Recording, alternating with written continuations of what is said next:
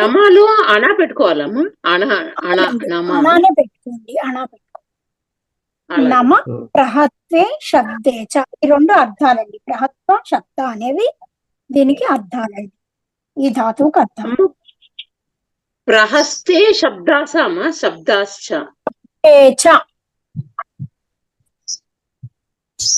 ముందు భూవాదయో ధాతవ అండి. 1, 3, 1 ఈ రూపం రాసి నేను గ్రూప్ లో పెట్టానండి, చూడండి. అష్టాధ్యాయి.com లో పెట్టాను, మళ్ళీ భ్రమర విజయం గ్రూప్ లో కూడా పెట్టానండి. శనివారం పెట్టాను, ఒకసారి చూడండి. భూదయో ధాతవ ఈ సూత్రం చేత ఇది 1, 3, 1 అండి. ఈ నమ అనే ధాతువుకి ధాతు సంజ్ఞ వస్తుంది. ధాతు సంజ్ఞ రాగానే నో నహ, నో నహ, ఇది 6, 1, 63 అండి. ఈ సూత్రంతో ధాతువులో ఉన్న ఆది నకారాన్ని నకార స్థానములో నకారం వస్తుందండి, అనా స్థానంలో నా వస్తుంది. తర్వాత అప్పుడు నమ అవుతుందండి, నమ. ఈ నమాకి అనుబంధ లోపం చేసుకుంటాం. అనుబంధ లోపం చేసుకుంటే ఉపదేశే అజనునాసికి అనే సూత్రం చేత మకారోత్తరవత్తి అనునాసిక ఆకారానికి సంజ్ఞ తస్య లోపహతో లోపం. నమ్మ ఇలా ఉంటుందండి. ఈ నమ్మకి ధాతో ఈ సూత్రంతో 6, 1, 156 ఈ సూత్రంతో అంత ఉదాత్తం అవుతుంది. అంటే నకారోత్తరవర్తి అకారానికి ఉదాత్తం వస్తుంది. తర్వాత సర్వధాతుభ్యో అసున్ పునాది 488. ఎంతమ్మా? కర్మ ధాతుభ్యో సర్వధాతుభ్యో అసున్, సర్వధాతుభ్యో అసున్. ఓకే.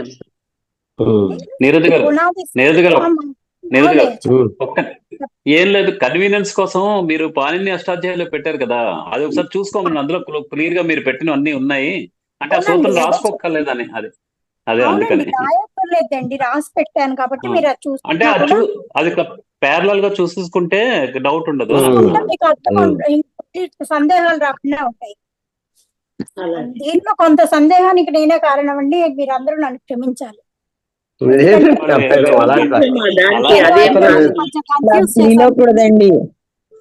చాలా థ్యాంక్స్. పొరపాట్లు ఎవరికైనా వస్తాయి, పొరపాటు అది, అంత ఫీల్ అవ్వమాకండి. ఎవరికైనా సరే పొరపాట్లు అనేవి వస్తూనే ఉంటాయి, రాకుండా ఎలా ఉంటుందండి. మీరు అంత బాగా ఫీల్ అవ్వమాకండి. మీరు అలా అనుకున్నారండి,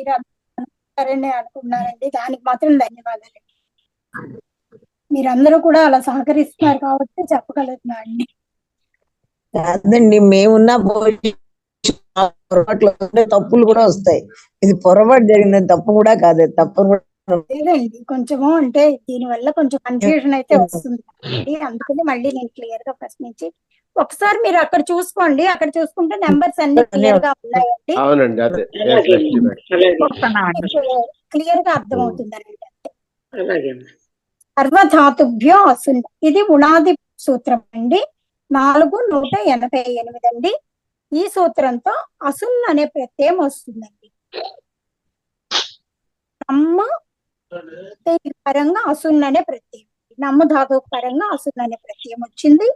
ఇప్పుడు ఈ ప్రత్యయానికి అనుబంధ లోపం చేసుకోవాలండి. హలంత్యం అనే సూత్రం చేత అసున్లో అంతిమ నకారానికి లోపం సంజ్ఞ తస్య లోపహతో లోపం. తర్వాత ఈ సకారోత్పత్తి ఉకారమేమో ఉచ్చారణార్థం అండి. ఇప్పుడు నమ్మ అస్,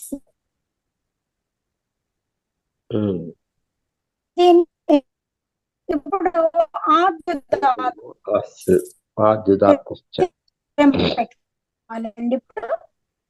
ఆద్యుదాత్త ఈ సూత్రం చేత 3, 1, 3 అండి.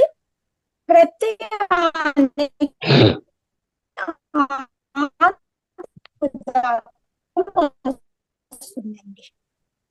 కానీ ఈ సూత్రాన్ని 91 అండి. ఈ సూత్రం ఇత్తు నిత్తు ప్రత్యయాలు పరంగా నకారము కానీ ఇత్తుగా ఉన్న ప్రత్యయాలు పరంగా ఉన్నప్పుడు ఈ సముదాయం యొక్క స్వరానికి నిత్యంగా ఉదాత్తం వస్తుంది.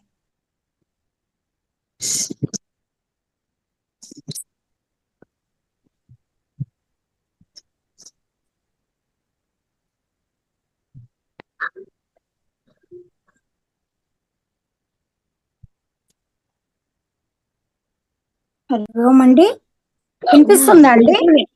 అమ్మా ఇప్పుడు వింటలేదమ్మా, కొంచెం ఇప్పుడే వినిపిస్తుంది. అదే మళ్ళీ చెప్తానండి, మధ్యలో కొంచెం వైఫై కనెక్షన్ కట్ అయింది అనుకుంటున్నాను. అవునమ్మా. నమ్మ అస్సు అని ఉంది కదండి, దీన్ని నమస్సు సమ్మేళనం చేసుకుంటాము. ఇక్కడ ఆద్యుదాత్త అనే సూత్రం చేత మనకి ఆదిదాత్త స్వరం ప్రాప్తము, ప్రత్యయానికి ఆది ఉదాత్త స్వరం ప్రాప్తమవుతూ ఉండగా ఇనిత్యాది నిత్యం, ఇది 6-191 అండి. ఈ సూత్రము ఇత్తు నిత్య ప్రత్యయాల పరంగా ఉన్నప్పుడు చతుర్థ పంచమాక్షరము కానీ నకారము కానీ ఇత్తుగా ఉన్న ప్రత్యయాలు ఉన్నప్పుడు ఆ సముదాయం యొక్క ఆదిస్వరానికి నిత్యంగా ఆది ఉదాత్తం చెప్తారు.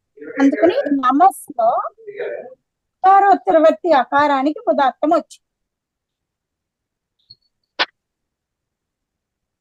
ఉదాత్తం వచ్చాక అనుదాత్త పదం ఏకం అనే సూత్రం చేత 6-1-152 అండి. ఈ సూత్రం చేత ఏమైందంటే మనకి ఏదైనా ఒక పదంలో ఒకదాని ఉదాత్తము కానీ స్వరితం కానీ విధించాక ఆ పదంలో ఉన్న మిగిలిన స్వరవర్ణాలన్నిటికీ కూడా అనుదాత్తం వస్తుంది. అప్పుడు నకారానికి నకారోత్తరవర్తి అకారానికి ఉదాత్తం ఉందండి, నకారోత్తరవర్తి అకారానికి అనుదాత్తం వచ్చింది. తరువాత ఉదాత్తాద్ అనుదాత్తస్య స్వరితః, ఈ సూత్రంతో ఉదాత్తానికి పరంగా ఉన్న అనుదాత్తానికి స్వరితం ఆదేశం అవుతుంది. ఇక్కడ నకారోత్తరవర్తి అకారానికి ఉదాత్తం ఉంది, మకారోత్తరవర్తి అకారానికి అనుదాత్తం ఉంది. కనుక ఉదాత్తానికి పరంగా ఉన్న అనుదాత్తం కనుక ఆ మకార ఉత్తర అకార స్థానంలో మనకి స్వరిత ఆదేశం అవుతుంది. అప్పుడు నా మస్ స్వరిత ఆదేశం అయింది. తర్వాత నమస్ అనే ప్రాతిపదికంతో మనం సుప్రత్యయం తెచ్చుకుంటాం. నమస్సు సు ప్రథమ విభక్తి ఏకవచన వివక్షలో సుప్రత్యయం అంటే అనుబంధ లోపాలు చేసుకున్నాక నమస్సు సకారం ఉంటుంది, సకారం శేషిస్తుంది. దానికి స్వమోర్ నపుంసకాత్, స్వమోర్ నపుంసకాత్ 7-1-23 అండి. ఈ సూత్రంతో నపుంసకలింగం యొక్క అంగానికి ఉత్తరంగా ఉన్న సు అమ్ము ప్రత్యయాలకి లుక్ అవుతుంది. లుక్ అయితే నమస్ అని ఉంటుందండి. ఇక్కడ మనకి ప్రత్యయలోపే ప్రత్యయ లక్షణం అనే సూత్రం చేత మనకి ప్రత్యయము లోపమైనా కూడా ప్రత్యయ లక్షణ కార్యాలు జరుగుతాయండి. కానీ నలుమతాంగ అని ఒక సూత్రం ఉందండి. ఈ సూత్రం చేత మనం శ్లు కానీ లుక్ కానీ చేసిన ప్రాతిపదిక ఏవైతే ఆ శబ్దాలు ఏవైతే ఉన్నాయో వాటికి అదే ప్రత్యయలోపే ప్రత్యయ లక్షణం అనే సూత్రం చేత ప్రత్యయ లక్షణ కార్యాలన్నీ జరిగినా కూడా అంగ కార్యాలు మాత్రం జరిగాయి. లుక్కు చేసుకున్నప్పుడు మనకి అంగకార్యాలు మాత్రం నిషేధం అవుతాయండి. ఇక్కడ మనకి అంగకార్యం కాదు కాబట్టి పదసంజ్ఞ పెట్టుకుని పద అధికారంలో కొన్ని కార్యాలు ఉన్నాయండి. అవి చేసుకున్నాక మనకి పదాంత సకారానికి ఋత్వ విసర్గలు మనం చేసుకోవచ్చండి. ఎందుకంటే అది అంగకార్యం కాదు కాబట్టి చేసుకుంటే మనకి ఇప్పుడు నమః అనే రూపము సిద్ధిస్తుంది.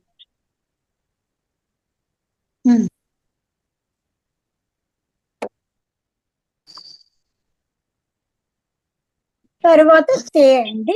దీనికి యుష్మద్ అనే ప్రాతిపదికను మనం తీసుకుంటామండి. యుష్మద్. దీనికి సర్వాదీని సర్వనామాని 1:1:26 అండి. ఈ సూత్రంతో సర్వాది గణంలో ఉన్న శబ్దాలు ఏవైతే ఉన్నాయో వాటిలన్నిటికీ కూడా సర్వనామ సంజ్ఞ ఉంటుంది. తర్వాత అర్థవద ధాతుర ప్రత్యయ ప్రాతిపదికం అనే సూత్రం చేత దీనికి ప్రాతిపదిక సంజ్ఞ అండి. ప్రాతిపదిక సంజ్ఞ ఉండడం వల్ల మనకి స్వరంలో పిషోంత ఉదాత్త ఈ పిట్ సూత్రంతో ఒకటో తగ్గిది పిట్ సూత్రాల్లో ఈ ఫిట్ సూత్రంతో మనకి ప్రాతిపదికానికి అంతోదాత్తం వస్తుంది. తర్వాత యుష్మద్ అనే ప్రాతిపదిక కండ పరంగా మనం చతుర్థి విభక్తి ఏకవచన వివక్షలో జ్ఞే ప్రత్యయాన్ని తెచ్చుకుంటాం. ఈ జ్ఞే ప్రత్యయానికి అనుబంధ లోపం చేసుకున్నాక మనకి ఏ అనేది శేషిస్తుందండి. యుష్మద్ ఏ. ఇక్కడ ఈ ఏకి ఆద్యుదాత్తశ్చ అనే సూత్రం చేత ఆది ఉదాత్తం ప్రాప్తం అవుతుందండి. కానీ ఇది సుప్రత్యయం కనుక అనుదాత్తవు సుప్పితవు అనే సూత్రం చేత దీనికి అనుదాత్తం వస్తుంది. తర్వాత అంగసంజ్ఞ పెట్టుకుంటామండి. అంగసంజ్ఞ పెట్టుకున్నాక జ్ఞే ప్రథమయో రమ్మ ఈ సూత్రంతో మనకి జ్ఞే ప్రథమయో రమ్మ అనే సూత్రంతో యుష్మత్ అస్మత్ అంగాలకు పరంగా ఉన్న జ్ఞే విభక్తి స్థానములోను మరియు ప్రథమ ద్వితీయ విభక్తుల స్థానములోను అమ్ అనే ఆదేశం మనకి వస్తుందండి. ఇక్కడ మనకి ఈ జ్ఞే స్థానములో అమ్మ ఆదేశం, అప్పుడు యుష్మత్ అమ్మ. ఇక్కడ యుష్మత్ అమ్మ వచ్చినప్పుడు స్వరం మనకి ఇది ఈ ఏ స్థానంలో వచ్చింది కాబట్టి ఇది కూడా స్థానివద్భావం చేత అది అనుదాత్తం కనుక ఇక్కడ కూడా అకారాన్ని హ్రస్వ అకారానికి అనుదాత్తం వస్తుంది యుష్మద్ అమ్ములో. తర్వాత మపర్యంతస్య అనే అధికారంలో తుభ్యమహ్యౌ గయి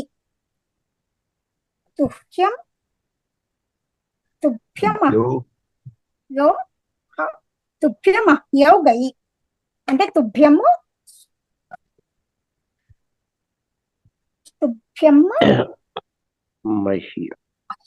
తుభ్యమహ్య అనే ఆదేశాలు చెప్తున్నారండి ఇక్కడ. యుష్మద్ అస్మద్ అంగాలకి మపర్యంతము అంటే మకార పర్యంతము క్రమముగా తుభ్య మహ్య అనే ఆదేశాలు వస్తాయి. జ్ఞే పరంగా ఉంది, ఇక్కడ జ్ఞే పరంగా ఉంది కనుక మనకి ఇక్కడ యుష్మద్ లో యుష్మ అనే స్థానములో తుభ్య వస్తుందండి. అద్దు అలాగే ఉంటుంది. తుభ్య అద్దు అమ్మ ఇలా పెట్టుకుంటామండి. ఇప్పుడు తుభ్యాలో అకారం ఉంది, అద్దులో కూడా అకారం ఉందండి. కాబట్టి అతో గుణే అనే సూత్రంతో ఇక్కడ మనము అపదాంత అకారానికి గుణవర్ణం పరంగా ఉన్నప్పుడు ఆ రెండిట్ల స్థానములో పరరూపం ఏకాదేశం అవుతుంది. అప్పుడు తుభ్యద్ అమ్మ ఇలా వస్తుందండి. తుభ్యద్ అమ్మ.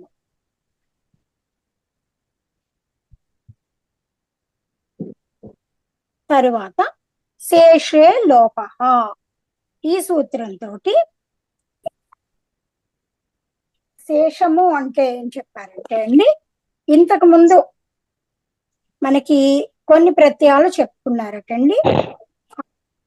ఆ ప్రత్యయాలను విడిచిపెట్టి మిగిలినది శేషము అని చెప్తున్నారు. అంటే యుష్మద్ అస్మద్ అంగుకో లోపతే శేషం అంటే ఏం చెప్పారంటే అండి, ఆత్వ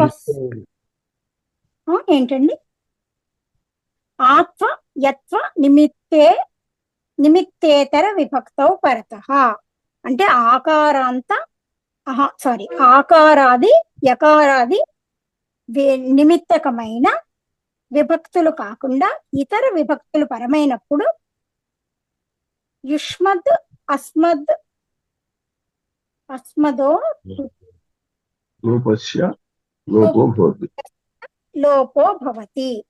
ఈ యుష్మద్ అస్మద్దుల యొక్క అంతిమ వర్ణానికి లోపం చెప్తున్నారండి. ఇక్కడ రెండు పక్షాలు ఉన్నాయటండి. ఒక పక్షంలో ఏంటంటే అంతిమ వర్ణానికి చెప్పారట. అలా అంతిమ వర్ణానికి లోపం చెప్పినప్పుడు మనం ఇలా అతోగుణేత పరిరూపం చేసుకుని తర్వాత అమ్మి పూర్వహాత పూర్వరూపం చేసుకుని రూపాన్ని సిద్ధించుకుంటామని కొందరు చెప్పారటండి. కొందరు ఎలా చెప్పారంటే ఇక్కడ మనము మపర్యంతం తీసుకున్నాం కాబట్టి ఆ మపర్యంతం అనేది ఉంచుకుని ఆ తర్వాత అద్దు అనేది ఉంది కదండి మనకి శేషముగా, మనము తుభ్యా పెట్టుకున్నాక అద్దు అనేది శేషించింది కదా, ఆ భాగానికి అంటే ఈ భాగానికి లోపం చేసుకోవాలి, ఈ సంజ్ఞకు లోపం చేసుకోవాలని ఇంకొక వివక్ష కూడా ఉందటండి. ఈ రెండిట్లో మనం తీసుకోవచ్చు అని చెప్పారండి. తీసుకుంటే డైరెక్ట్ గా ఈ భాగానికి లోపం అయిపోయినప్పుడు తుప్పి అమ్మ అలా వచ్చేస్తుందండి. అప్పుడు వర్ణ సమ్మేళనం చేసుకుంటే సరే. ఇలా రెండు పక్షాలు ఉన్నాయి అని చెప్పారు. ఇప్పుడు శేషలోపహాతో మనము ఈ దకారానికి లోపం చేసుకుంటే తుభ్య అమ్ అని ఉంటుందండి మనకి. ఇప్పుడు అమి పూర్వ అనే సూత్రం చేత మనము ప్రత్యాహార వర్ణాల పరంగా అమ్ అనేది అమ్ ప్రత్యయం ఉన్నప్పుడు పూర్వపరాల స్థానములో పూర్వరూపం ఏకాదేశం అవుతుంది. అప్పుడు తుభ్యం అనే రూపం మనకు వస్తుందండి.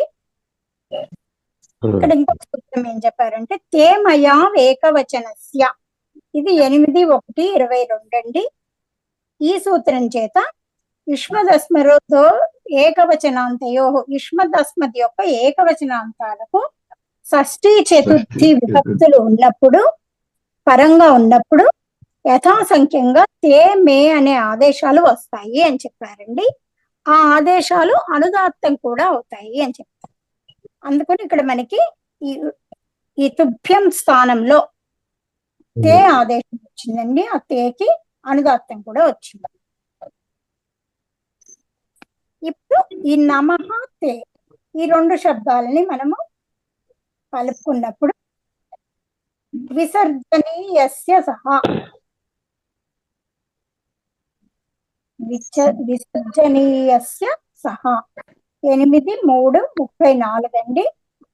ఈ సూత్రంతో మనకి పర్వర్ణాలు పరంగా ఉన్నప్పుడు విసర్గకు సకారాదేశం వస్తుంది. విసర్గ స్థానంలో సకారం ఆదేశం అవుతుంది. అప్పుడు నమస్తే నమస్తే అని ఉంటుందండి.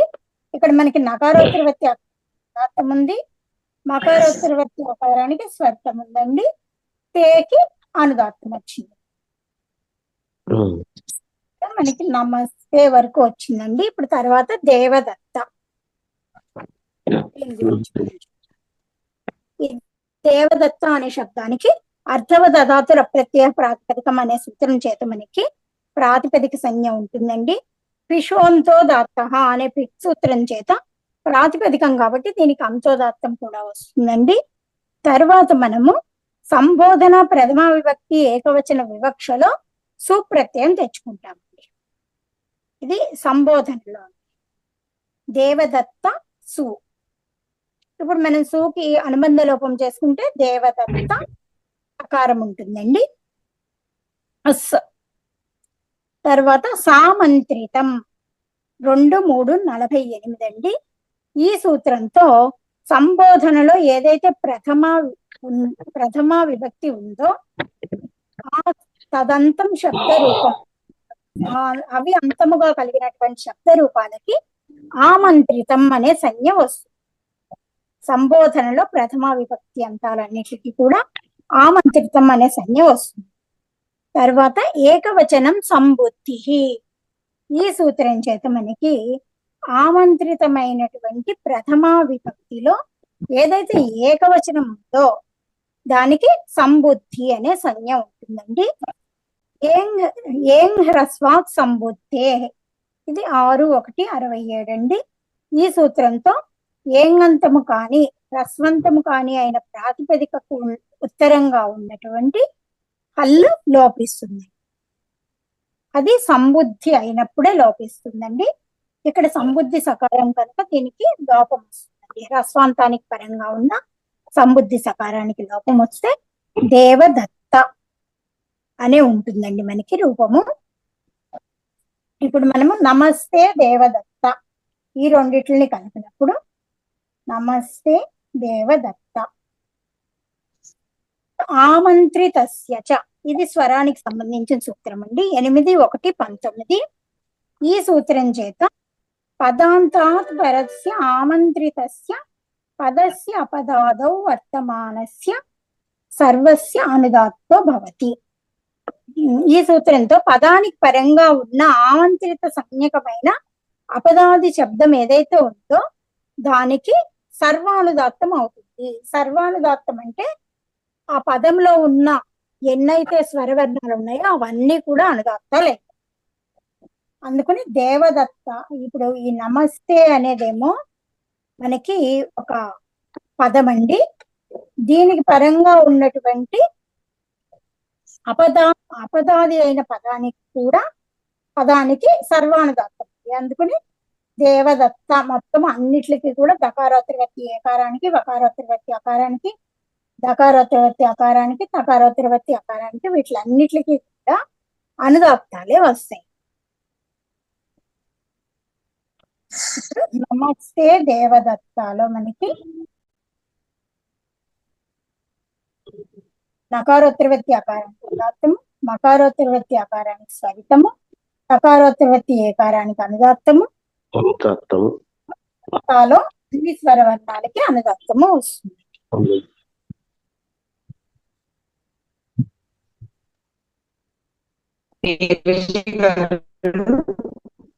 చెప్పండి.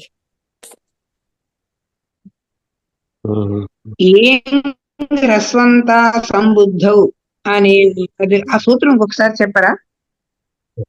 ఏంగ హ్రస్వాత్ సంబుద్ధే అండి. అంటే ఏంగులు అంతిమముగా ఉన్నా లేదా హ్రస్వము అంతిమముగా ఉన్నా అంగానికి పరంగా ఉన్నా సంబుద్ధి హల్లకి లోపం అండి. సంబుద్ధి అంటే ఏంటి? ఏకవచనం సంబుద్ధి. ఈ సూత్రంతో సంబోధన ప్రథమ విభక్తి ఏకవచనానికి సంబుద్ధి అని పేరండి. ఇక్కడ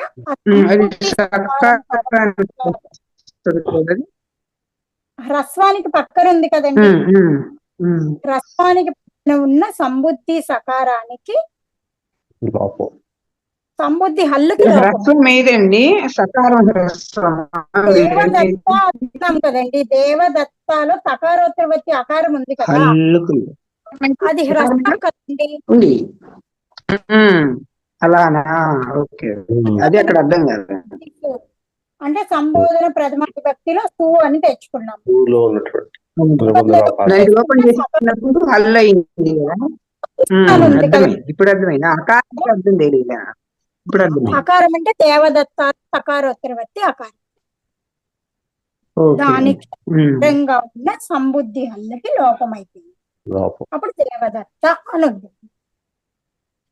ధన్యవాదాలండి.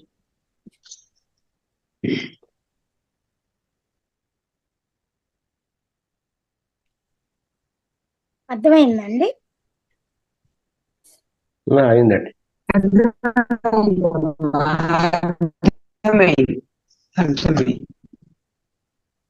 తర్వాత ఇంకొక రూపము త్వా సమ సిమ అని ఇచ్చారండి. ఇక్కడ దీనికి ఒకటే సూత్రం అండి.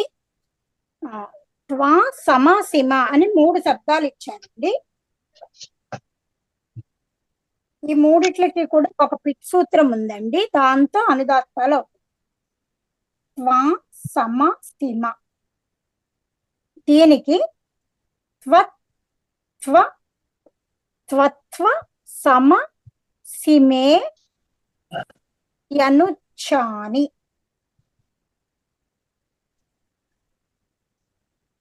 ఇది పిట్ సూత్రము 78 అండి.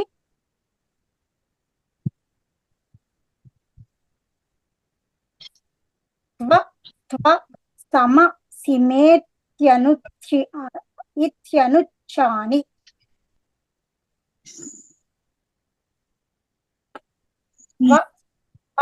సమ సిమేత్యనుచ్చాని. ఇది సూత్రం అండి. పిట్ సూత్రం 78. ఈ సూత్రం ఏం చెప్పిందంటే ఈ శబ్దాలకి సర్వానుదాత్త భవతి, అన్ని అనుదాత్తాలే అవుతాయి అని చెప్పారు. అంటే త్వాలో వకారోత్తరవత్తి అకారానికి, సమాలో సకారోత్తరవత్తి అకారానికి మకారోత్తరవత్తి అకారానికి, అలాగే సిమాలో సకారోత్తరవత్తి అకారానికి మకారోత్తరవత్తి అకారానికి, వీటిలన్నిటికీ కూడా అనుదాత్తాలే అవుతాయి అని ఈ సూత్రంతో మనకి చెప్పారండి. ఇక్కడ మనకి అనుదాత్తం అనడానికి ఇక్కడ 3 పదాలు ఇప్పుడు దాకా చూసాం. అనుదాత్తం అనే పదం ఒకటి, దీన్నే ఒక్కొక్కసారి నిఘాతం అని కూడా చెప్తారండి, నిఘాతము. అలాగే అనుచ్ఛానం అని కూడా చెప్తారు. అనుచ్ఛాని అన్న కూడా ఇక్కడ అనుదాత్తం అని చెప్తారు, ఈ పిట్ సూత్రంలో చెప్తారు. ఇలాగా ఈ మూడిట్లో ఏది చెప్పినా కూడా అనుదాత్తమే అని మనం అర్థం చేసుకోవాలి. అంటే మనం వేరే పుస్తకాల్లో ఎక్కడైనా చదివినప్పుడు ఈ 3 శబ్దాల్లో ఏదైనా ఉండొచ్చండి. ఏది ఉన్నా కూడా మీరు దాన్ని అనుదాత్తంగానే భావించవచ్చు. అనుదాత్తం అని ఉన్నా, నిఘాతం అని ఉన్నా, అనుచ్ఛానం అని ఉన్నా కూడా ఈ మూడిట్లో ఏది ఉన్నా దానికి అనుదాత్తం అనే అర్థం.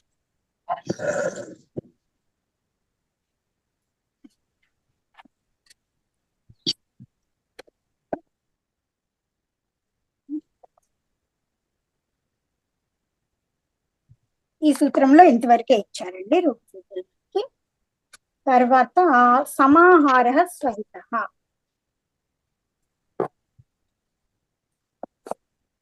చూస్తాం.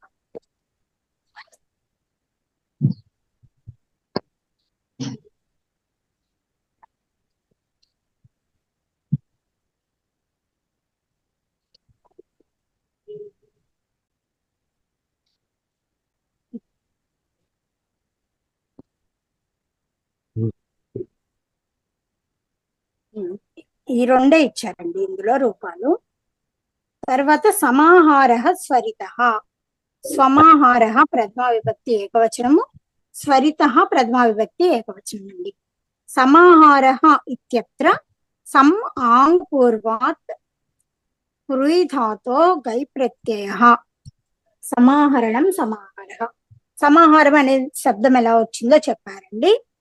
సమ్ము ఆంగు ఉపసర్గలతో పురి ధాతువు చేసుకుంటే దానికి మళ్ళీ గై ప్రత్యయం చేస్తే అప్పుడు సమాహార అనే శబ్దము వస్తుంది అని చెప్తున్నారండి.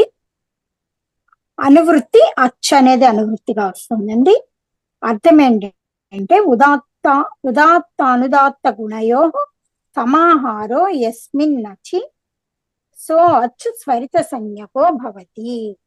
ఉదాత్త అనుదాత్త గుణాల యొక్క కలయిక ఏ అచ్చులో ఉందో దానినే స్వరితము అంటాము అని చెప్తున్నారు. అంటే ఇందులో ఉదాత్త గుణాలు స్వరిత గుణాలు కలిసి ఉంటాయి.